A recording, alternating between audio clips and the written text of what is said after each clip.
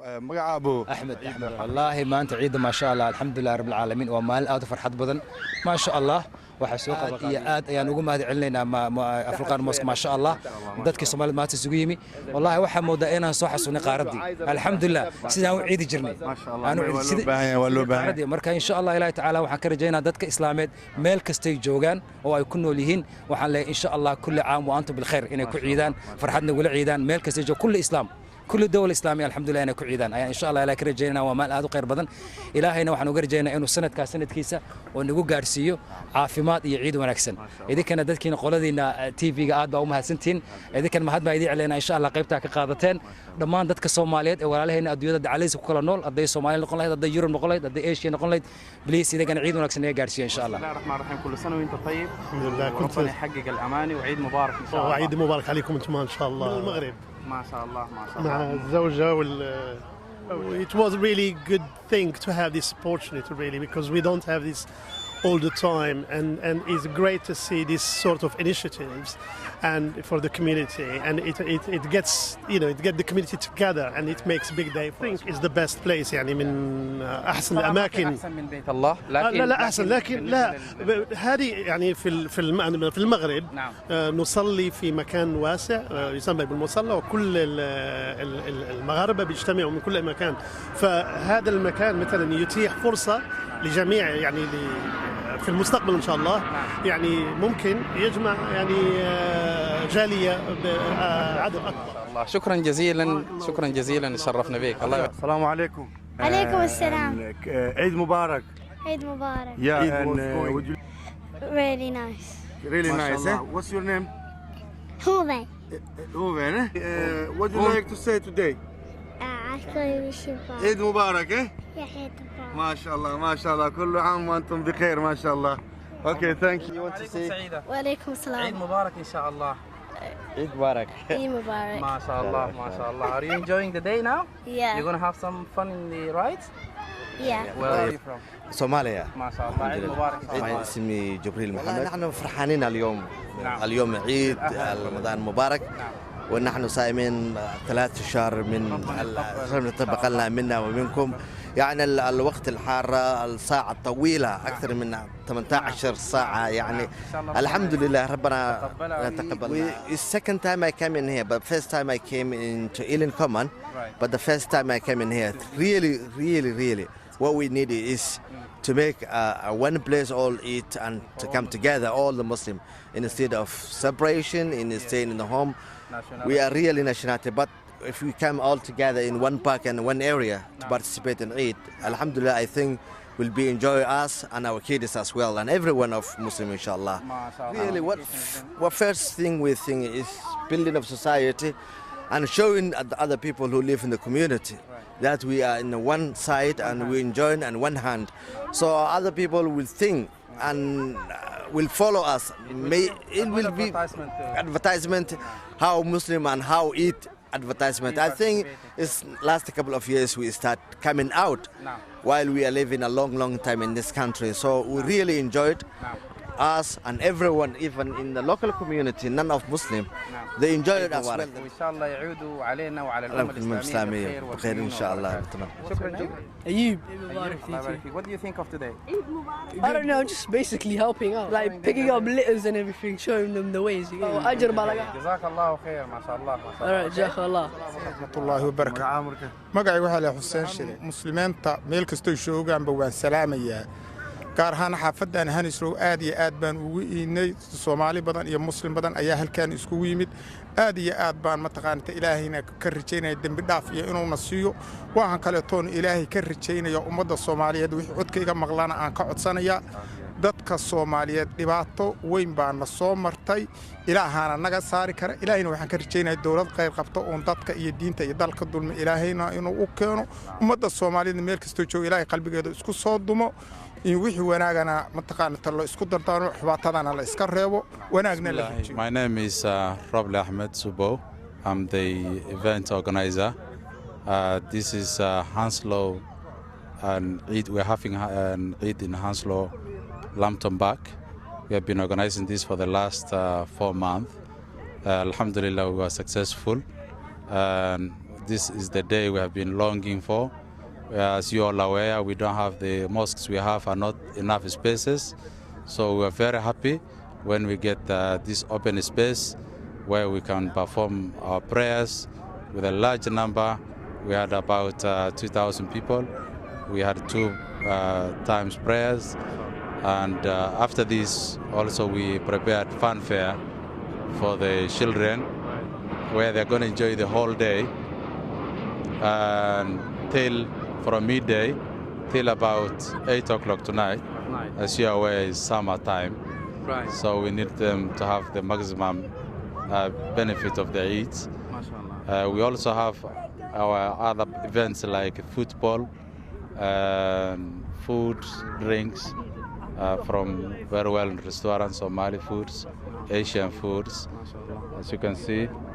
And we organize all these first aid, we all of them have. And the Somali restaurants also are very well-known restaurants. So we are enjoying the day, alhamdulillah. This is one of the Eid where all the Muslims pray together.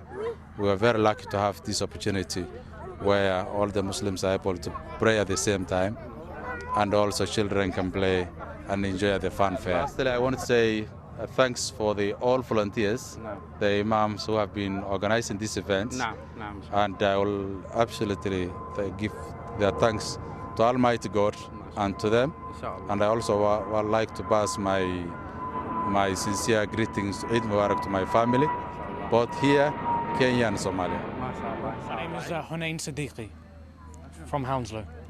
Alhamdulillah Rabbil Alameen. I feel very much like I did on the day when I made Hajj.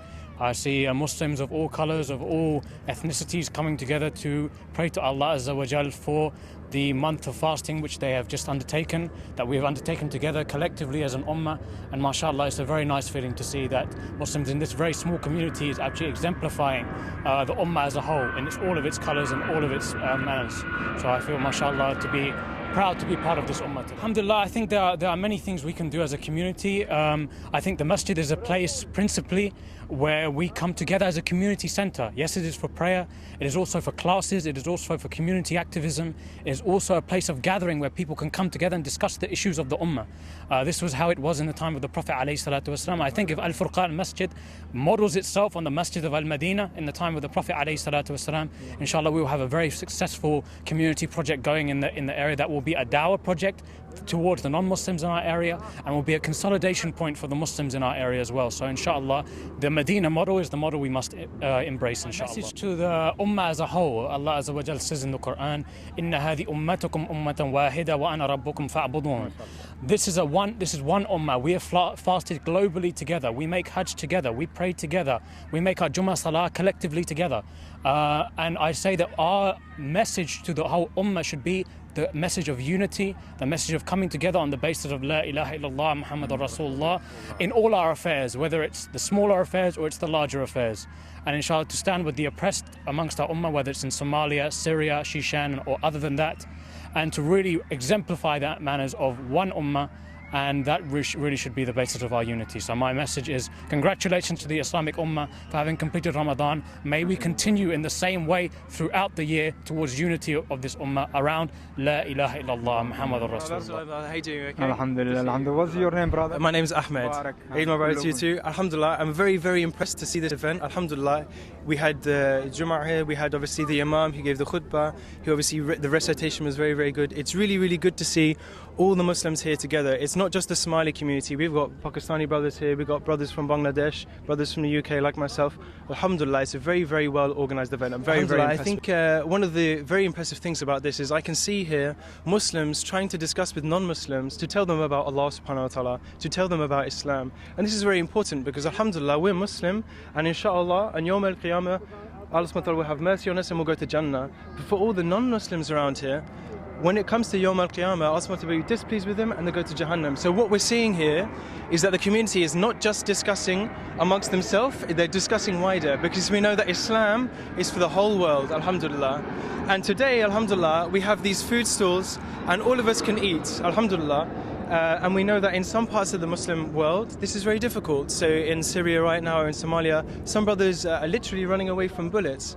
So when we see this discussion here, we can see that Muslims are switched on and they're thinking, I'm living here, but what can I do? How can I tell these people about Islam? So inshallah, when these non-Muslims go and they've heard about Islam, on Yawm al-Qiyamah, the Muslims can say, Alhamdulillah, we gave them the message of Islam, because Islam is for the whole world. So when we look at these other places as well, like I say, whether it's Syria or Somalia and whatnot, alhamdulillah, our hearts are with them, our du'as are with them, and if there's anything to do we can help them, we should. munaasabadan soo qabanqaabiyey Al-Furqan Education Trust oo ah center Islaami ah oo loogu talagalay inuu u adeego dadka muslimiinta ee degan London gaar ahaan xaafadan Hounslow. Centerkaasi waxyaabo fara badan buu sameeyaa. waxyaabaha uu sameeyo waxaa ka mid ah waxaa ku dhex yaala masjid lagu tukado dadku isugu yimaadaan salaada jumcada iyo salaadaha kale ay ku wada tukadaan waxay kaloo sameeyaan waxbarasho islaami ah ay u sameeyaan caruurta dadoodu yar tahay quraanka iyo carabiga iyo mawaadda islaamiga ay u dhigaan sidoo kale waxay sameeyaan mahad islaami ah oo loogu talagalay dhalinyarada waaweyn waddankan ku koray muxuu ahaa waxbarashada fiican leh ee doonaya inay dhinaca diinta iyo af carabiga ay bartaan oo iska dhisaan si ay u noqdaan dad dhinaca diintana ka dhisan oo garanaya diintoodii iyo sida ay u tukan lahaayeen iyo sida ay u cibaadeysan lahaayeen garanaya isla markaana aqoontoodii kale ee adduunka ay ku noolaan lahaayeen ee shaqo ku heli lahaayeen ee ku shaqaysan lahaayeen garanaya in la soo saaro waxa kale oo uu ku talagashan yahay centerku inuu furo iskuul islaami ah oo wiilasha kaliya loogu talagalay haddii la yiraahdo waxa kale oo kamid ah adeegyada uu ugu talagalay bulshada centerkan uu qabtaa Al-Furqan Education Trust in uu la xiriiro oo wax la qabto dhalinyarada waad ogtiin dhalinyarada Soomaalida gaar ahaan in ay marka ay dugsiga sare gaaraan intooda badan gaar ahaan wiilasha qaar badan oo kamid ah inay akhlaaq xumo iyo ku kacaan inay waxbarashadii ka sagsaago oo si loo talagalay inay noqonin sida darteed waxaan isku daynaa inaan dhalinyaradaas lagu soo xidho centerka masaajidka ay yimaadaan oo ay ku tukadaan ay qaataan duruusta ka socda masjidka sidoo kale in ay galaan mahadka oo ay bartaan diinta iyo luqada carabiga inay bartaan haddii ilaahay noo saamaxa oo ay noo fududaato inaan furo dugsiga sare ee islaamiga ee wiilasha loogu talagalayna waxaan rajaynaynaa inuu noqon doono meesha ugu dambaysa ee aan ku heli doono in la soo saaro dhalin wanaagsan oo Soomaali ah oo garanaya diintoodii oo garanaya maxaa la yiraahdaa say u noolaan lahaayeen ee bulshadan ay la nool yihiin ula noolaan lahaayeen nolol fiican sida la socoto dadka muslimiinta maalinta ciidda ah sida sunnaha rasuulku uu sameyn jiray waxaa la tagi jiray meel banaana ayaa lagu ciidi jiray si ay dadka muslimiinta oo dhan isugu yimaadaan maalinta farxadda uga wada qayb qaataan isu salaamaan dadkii muddo dheer aan isarag ay soo arkaan isugu duceeyaan markay dad muslimiina meel khayr lagu hayo isugu yimaadaan malaa'igta ayaa u ducaysa taas annagoo ka duulayna ayaan waxaan ugu baaqnay community-ga inay isugu yimaadaan baagan aan u diyaarinay inay ku wada ciidaan ku wada farxad ku qaybsadaan sida darteed waxaan u aragnaa inay si fiican ugu dhacday saad la socotaan dadka muslimiinta runtii gaar ahaan dadka Soomaalida ah haddaynu Soomaalinahay dhib badan baa inaga haysta hadday noqoto waddankeeni hadday noqoto wadamada aan joogno intaba waxa aynu u baahannahay waxa weeye meesha asaaska inoo ah hadday noqoto dadka jooga qurbaha ee Soomaalida ee banaanka soo baxay waxaan leeyahay waxa aynu ku badbaadi karaa oo danteena iyo diinteena iyo dhaqankeena aynu ku xifdii karaa inaynu helo meelo xarumo santaro sida Al-Furqan Education Trust oo kala ah oo ay isugu yimaadaan oo ay danahooda ku qaybsadaan oo ku wada hadlaan oo caruurtooda ay wax ku bartaan dadka walaalaha ee Soomaalida ah ee jooga wadamada kale ama waddankeeni joogana waxaan oran lahaa runtii waxaan ugu ducaynayaa in Ilaahay maalintan munaasabadan khayr ka qabta ciida Ilaahay albaabadiisa oo dhan ugu furay dadka muslimiinta inuu ducada ka aqbalo waxa ugu ducaynayaa in Ilaahay uu maxal yiraahdo khilaafka inaga saaro in danteena ina garansiiyo in aynu Ilaahay nabadii iyo jiritaankeeni iyo Soomaalinimo iyo dawladeeni Ilaahay inuu noo soo celiyo ayaan inoogu ducaynayaa waxaan leeyahay taas waxay ku iman kartaa dadaal iyo in Ilaahay loo noqdo Ilaahay la bariyo in la iska baadho ragannimo oo dadku way tashadaan way gartaan waxa dhibka haysta markay gartaan waxay u baahan tahay in lagu dhaqaaqo shaqo la qabto waxaan leeyahay ilaahayna garansiiyo shaqadu meeshay jirto iyo sida aynu isugu iman lahayn wajazaakum allah khayr waxaan leeyahay dhammaan dadka muslimiinta oo dhan waxaan ugu taaniyadeynayaa ciidan ciidul fitr barakaysan in ilaahay ummadda muslimiinta meel kastoo joogto inuu waafajiyo sida khayrka sanadkan iyo sanadka soo socda iyo sanado badan oo kalena ilaahay inuu inagu soo celiyo oo aan ka faa'iideysano camalkeennii aan samaynay salaadaheennii iyo soonkeenii aynu soo soomaynayna ilaahay inuu inaga aqbalo ciid mubaarak baan lehay asalaamu calaykum وعليكم السلام ورحمة الله وبركاته عيد مبارك السلام عليكم شيخ وعليكم السلام ورحمة الله waxaan magacaaga adoraalea magacayga waxaa la yiraahdaa Cali Xasan Shire waxaan ka socdaa food palace restaurant oo ku yaala xaafadda waxaan salaamayaa oo aan hambalyo hawada u marinayaa ummadda Soomaaliyeed waxaan leeyahay kullu caam wa antum bikhair ciid wanaagsan aad iyo aad baan ugu maaragtay faraxsanahay booqashadan soo booqateen ummadda Soomaaliyeedna waxaan ilaahay ka baryayaa inuu dhibta ka saaro alaykum asalaam magacaada oraalea magacayga waxaa la yiraahdaa Faarax Cabdi Cali bismillaahir rahmaanir rahiim horta waxa mahadle ilaahay subxaanahu wa ta'aala maanta maartay awood u siiyay ummadda Soomaaliyeed inay maxay meel kasto ay joogaan ba ay si midaysan u ciidaan talabaad waxa ilaahay ka baryayaa subxaanahu wa ta'aala sida aan tan ugu midaysanahay Soomaaliya oo dhan inuu ilaahay u mideeyo dawladooda iyo qarannimadooda iyo dalkoodaba runtii waxa dareemaynaa in community isku duuban oo Soomaaliya aan nahay halkaan aan ka dareemaynaa maanta Soomaalina waxay sharaf ku leedahay midnimo marka dhammaantiin waxaan muslimiinta iyo gaar ahaan Soomaalida ilaahay uga baryayaa sanadkan sanadkiisa ama ciideeda inuu caafimaad ku gaarsiiyo intii maxay Ramadaanka si khayr leh ku gudatay intii aan gudinno xanuunsatan ilaahay caafimaad inuu siiyo rajaynaa assalaamu calaykum enjoying the day like us Yes we are that was a very nice family event so it's we're here just to make sure nobody comes around to spoil it as long as we like it to stay a big family event brilliant have you participated in any kind of things like this before Muslim gathering of Eid? Eid in Southall. So we normally work over in that area, so which is all part of the London Borough of Ealing, where we're from. Right. So they just come across, and you know we do all the different festivals for the different religions, and Eid obviously falls in amongst it. Family event, so it's only a few police officers just ensuring everybody's safe and well. Right. And it's as we can see, it's a lovely family event, so there's no need for a large amount of police numbers here. And what's your advice here to everyone here in the park? Just come out, have fun, and watch out for each other. That's the best we can do and have a good time. Right. Thank you very much, guys, and I hope you enjoyed the day as well.